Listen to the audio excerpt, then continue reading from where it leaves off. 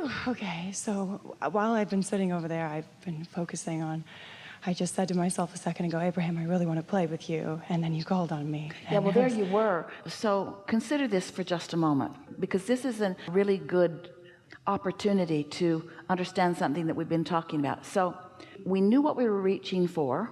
We could feel it active in the vibration. We always do. And we knew where it is and there we're going. But then there was interference in it for just a little bit. And it doesn't mean that you're not all lovely and wonderful. It just means that appropriate to this moment in time, nothing except this was what we were reaching for. And so then did you see how it came about? And it was hard to sort out because there was too much other going on. Did you sort of get a sense of that? That's what goes on in your own head. You have more going on that is contradicting what you want, and sort of hard to isolate the thought that feels the best. But that is always your work, to identify and then isolate until it becomes more, and then it is unavoidable. Then you just can't miss it. It's like an inevitable thing. Oh, we've used up all your time. So earlier I got a little more clarity, and that's kind of what gave me the question, or helped me find the question. I have many desires, and I'm working on not trying to plan them all out because I know we never get it done. And so I have a desire. It's also a nice idea to think about your ideas playing nice with each other. The cooperative components of the variety of ideas will make them all give strength to all of them. An idea that is easier for you will give strength to an idea that isn't easy for you. The end of the stick analogy that we're talking about. Yes. Do you think you have to choose among your desires, or could you just pick anything that's easy and let that energy that is surrounding that desire feed the others and make them bigger until you can see them all? Yes. And that is what I'm hoping for more clarity from you on, is I feel that when I get too focused on one desire for, let's say, modeling or acting or wanting to just be a light to people in a big way, and I feel that being a performer will help me to do that for lots of people in a way that feels good to me. The thing about that is, this is a really good conversation, because the thing about that is, you want to be an uplifter, and you've chosen an avenue which puts you in the public eye, which is just wonderful. But in doing so, now you're aware of their response to you, which is where it goes wonky. You have to leave their response to you out of it and only do it for your response to your own desire. So you have to continue to activate and keep active your knowing that you are an uplifter, and you have to give no attention to whether you are uplifting anyone or not, because that's on them. Do you know? There are those who will not be uplifted. If you've got your eye on whether they're being uplifted or not, then you lose your connection, and then you feel bad. So this has to be a singular intent only. I do it. Why? Why do I do it? To be in alignment, to feel good, to feel great, to feel joy, just to be. And is there another ulterior motive? There shouldn't be, no. But is there? I want to feel good, and I want to be in alignment so that I can uplift them. Yeah, because then that makes me feel good. Yeah. Because now their response to you is part of the equation, and that's where it always gets muddled. It was muddled just now. You were after us, and we were after you. But there was a whole lot of other stuff going on around it, and it's sort of like that. And I draw people like that to me. I feel like because I do want to help everyone, I do bring people into my life that are suckers of energy, I guess, like drainers of energy, and I care so much and I want to help everybody that I give them my attention. So stop for just a moment. Imagine your inner being, or imagine a cluster of inner beings which you want to call source. Try to get a visual on source aware of all of you. And do you think source is ever saying, look at all those suckers of energy? No, absolutely not, no. And you know why source would never feel that way or think that way?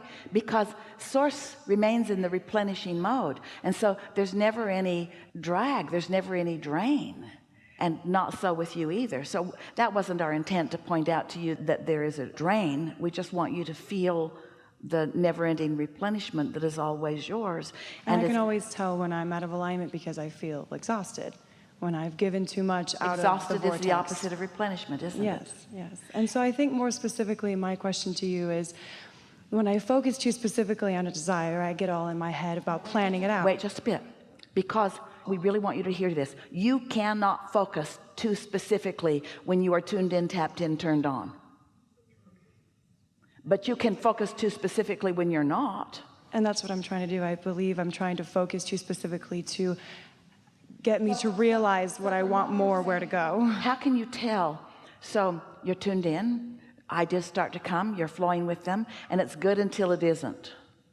So when it stops feeling good, does that mean that the work that you did before is irrelevant, or does it just mean leave it there for now?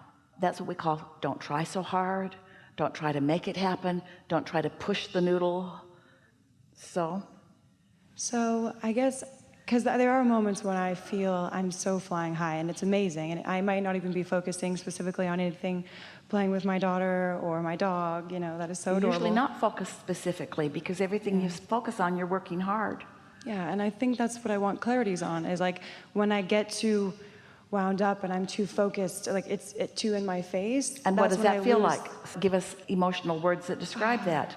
Anxious all over the place. Yeah. Here's the thing. If you've let it get to anxiety, then there's nothing for you to do in the moment, because everything you try to do to get rid of anxiety will cause more anxiety. That's why we say, let's get out ahead of it. Don't fall in the hole and then try to climb out. Stay away from the hole. That's what we mean by getting out ahead of it. Be nicer to yourself. Give yourself more time.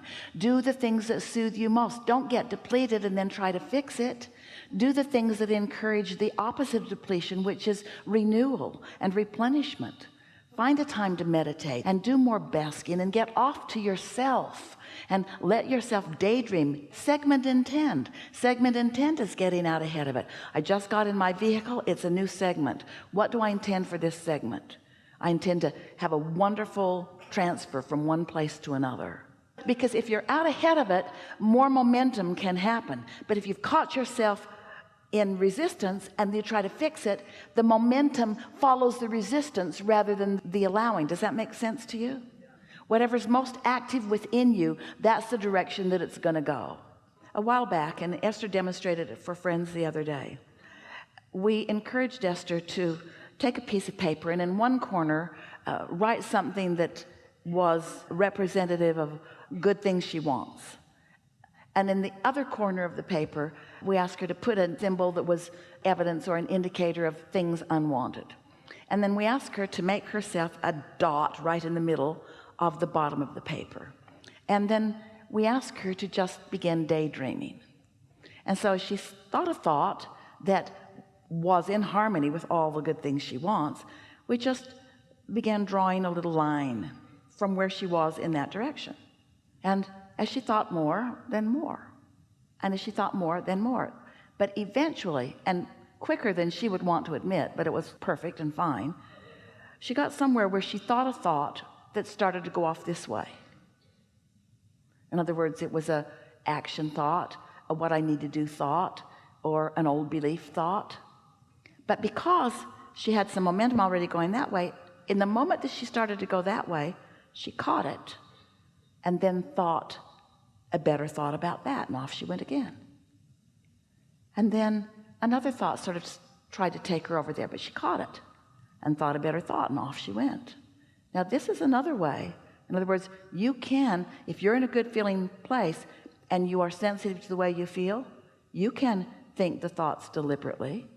So for most people it would go, there is wanted and there is not wanted. It would go and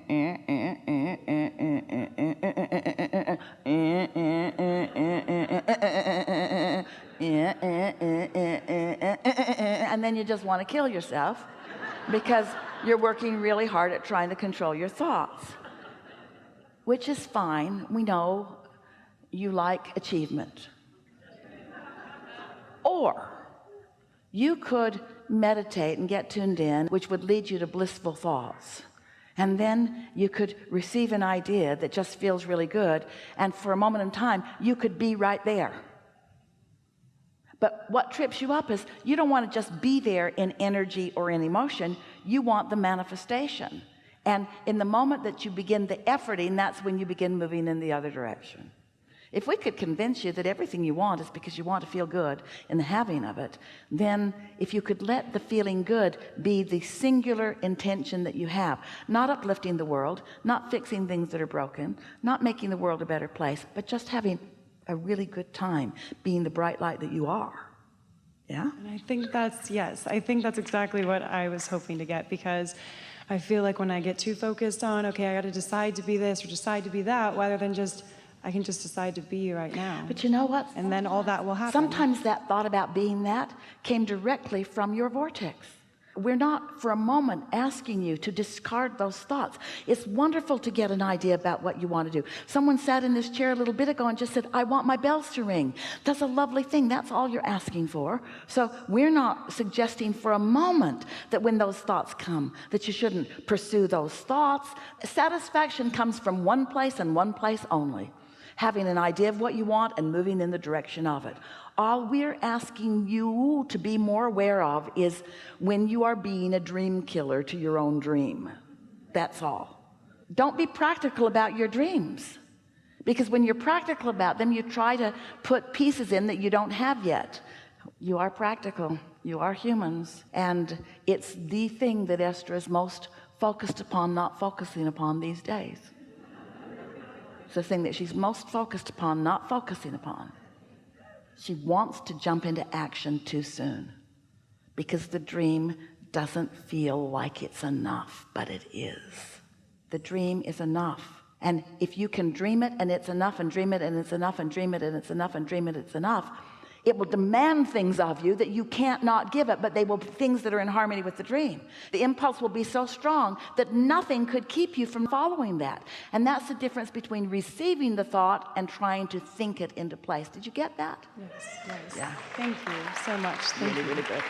Really good.